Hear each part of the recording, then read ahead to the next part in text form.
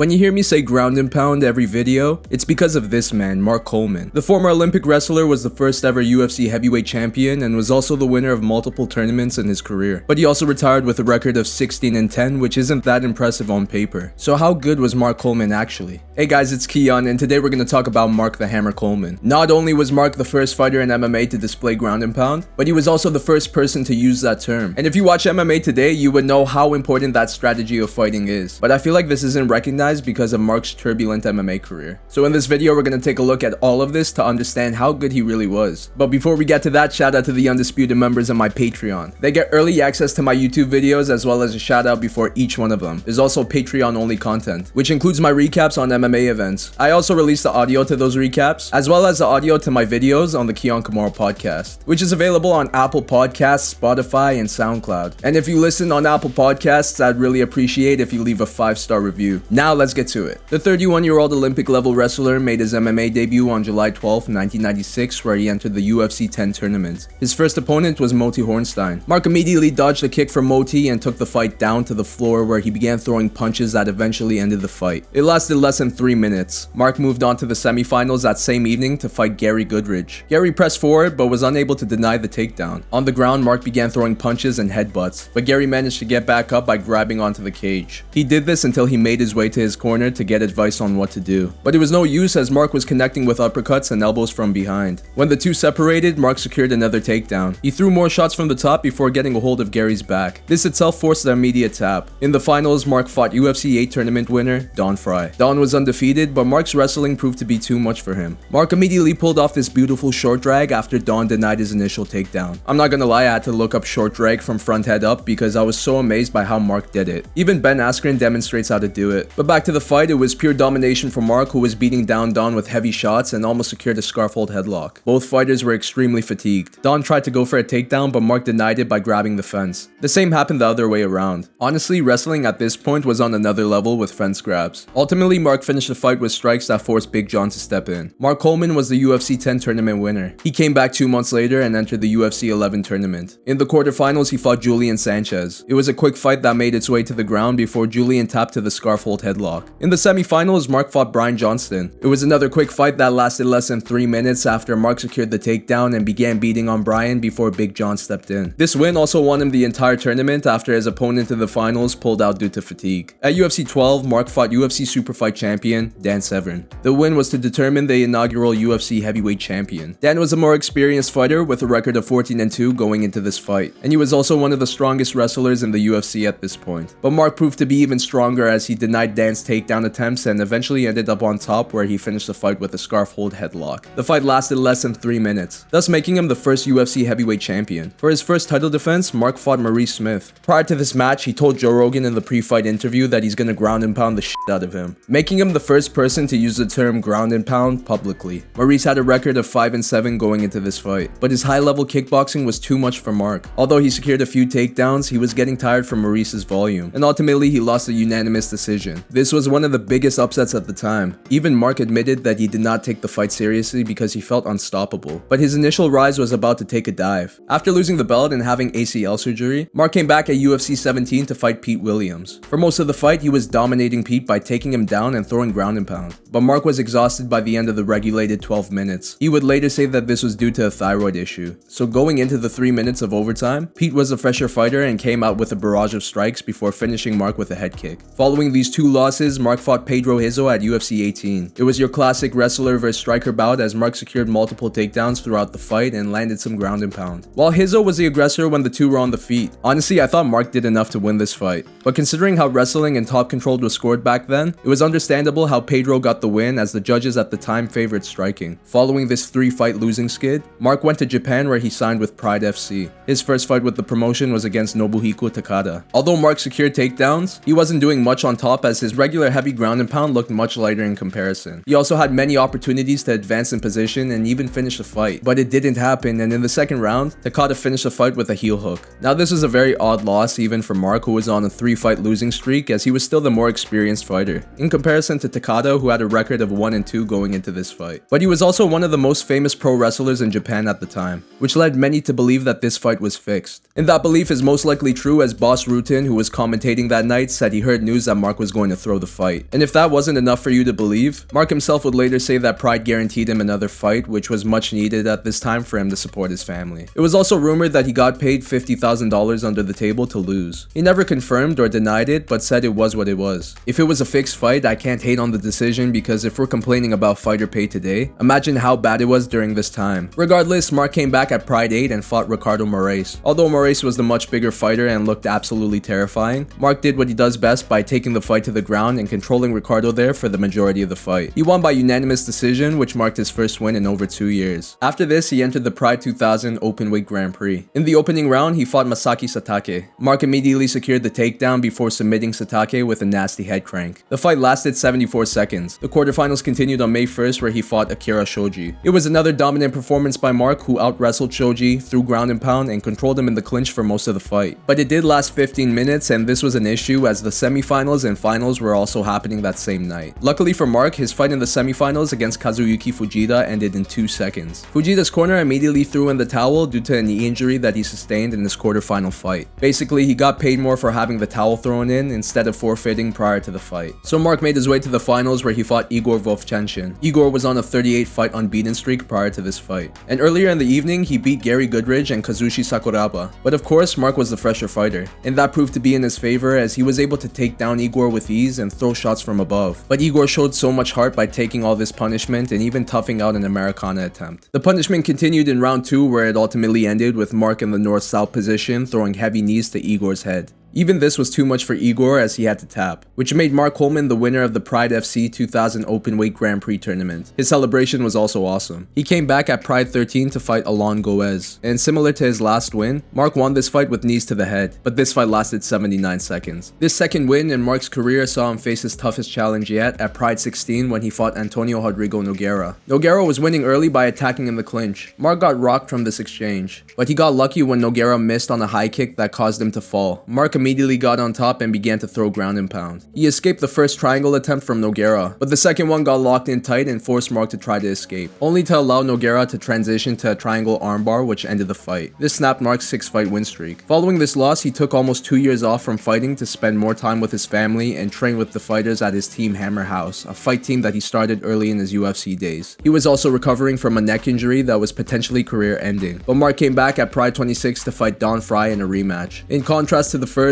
this fight lasted the entire 15-minute duration, but it was still the same dominance from Mark, who out-wrestled Don every round and threw down heavy ground and pound. This performance earned him the unanimous decision. He returned almost a year later to fight Pride Heavyweight Champion Fedor Emelianenko in the 2004 Heavyweight Grand Prix opening round. Mark was aggressive early by securing the takedown, landing ground and pound, and taking Fedor's back where he almost locked in the rear naked choke. Even when Fedor secured a tight guillotine, Mark got out and ate some heavy shots before taking the fight down again. But while off his back, Fedor locked in the armbar that forced a tap. After another year off, Mark came back at Pride 29 to fight Mirko Cro Cop. Mirko denied all of Mark's takedown attempts and picked him apart on the feet before finishing the fight with a bunch of punches and a soccer kick. Following this loss, he came back 8 months later to fight Milko Vuren at Bushido Europe Rotterdam Rumble. The fight ended in under a minute after Mark secured the takedown and locked in the arm triangle choke. He made a quick comeback at Pride 31 where he fought Mauricio Shogun Hua. Although Mark secured the takedown early, Shogun almost locked in a triangle choke and a toe hold. But Mark got out and secured another takedown that dislocated Shogun's elbow in the process. The ref stopped the fight, but a brawl between the two teams ensued after, something Mark would say was due to the heat of the moment and would later apologize to Shogun and his corner, but they did not accept his apology. Mark went on to fight Fedor Emelianenko for a second time at Pride 32, this time with the Pride Heavyweight Championship on the line. Even though this fight lasted longer, it was a dominant performance by Fedor, who denied Mark's takedowns and almost locked in a few guillotine chokes. And overall, he was the aggressor on the feet, but things started to look good in round 2 when Mark finally secured the takedown. He threw some ground and pound before getting caught in an armbar that forced him to tap. This was also his last fight with Pride before they were purchased by the UFC. Prior to making his return with the company, he was inducted to their Hall of Fame. At UFC 93, at the age of 44, he fought Mauricio Shogun Hua for a second time, with the last time Mark fought being over 2 years ago. It was also his debut at 205, but surprisingly, it was a very competitive fight as Mark secured multiple takedowns and connected with some nice shots on the feet. But Shogun retaliated with the same same attacks. By the end of round 1, Mark was exhausted, but he kept pushing and stayed competitive throughout rounds 2 and 3. Had the fight went to the judges, the decision could have went to Mark in my opinion, but with 30 seconds left in the fight, Shogun connected with a flurry of punches that forced the ref to step in. Mark came back 5 months later to fight Stephan Bonner at UFC 100. He out-wrestled Bonner for 3 rounds and landed heavy ground and pound throughout the fight to win by unanimous decision. At UFC 109, Mark fought former UFC heavyweight and light heavyweight champion Randy Couture. This was a long-awaited fight as the two were scheduled to fight back at UFC 12. We could only imagine how wild that would have been back in the day. But this match was still historical as it was the first and only between two UFC Hall of Famers. Mark was 45 and Randy was 46, and it was Randy who was the aggressor on the feet before he took the fight down and secured the rear naked choke in round 2. After this loss, Mark was released from the UFC, and 3 years later at the age of 48, he officially retired from competing in MMA. So after going 16-10 in a career that saw him win the first ever UFC Heavyweight Championship, as well as the UFC 10, UFC 11, and Pride 2000 Grand Prix tournaments, how good was Mark Coleman actually? So I've done a lot of videos on different fighters, and I could truly say that giving a rating on Mark Coleman's career was one of the more difficult ones to do. First off, a record of 16-10 does not look good on paper, but in his first 16 fights, 3 of those were controversial. The Pedro Hizo fight should have been a win. His loss to Nobuhiko Takada is widely seen as fixed. And I would also take away his win against Kazuyuki Fujita as the towel was thrown in immediately. So if we re-look at his record, it would be 12 wins, 2 losses, and 2 no contests, which is really impressive, especially when we consider how late Mark began his MMA career. But what I found to be more impressive was how he did this purely as a wrestler. I'll admit that Mark was not well-rounded, and his gas tank wasn't the greatest. But we also have to consider that this was in the early days of the sport when fighters didn't train as effectively as today. And with Team Hammerhouse being wrestling predominant, it was no wonder that there wasn't much growth in his striking or submission defense. And the way these fighters trained back then put so much wear and tear on their bodies and led to many injuries, something that Mark's career was plagued with. And with many wrestlers who are injury prone, they lose so much power and speed, which is crucial to their attacks. This led to Mark sitting on the sidelines to not only heal up, but to also be a father and a coach to his guys at Team Hammerhouse. So his commitment to fighting wasn't as strong as it was when he started. I mean, fighting Fedor Emelianenko after a year-long layoff is wild, but even with all these things going against his MMA career, I still want to give it a 9 out of 10. And most of this is due to his impact on the sport. He is the creator of the ground and pound, a fighting strategy that every fighter in MMA has to be well versed in. And it's also a term that I use in every video.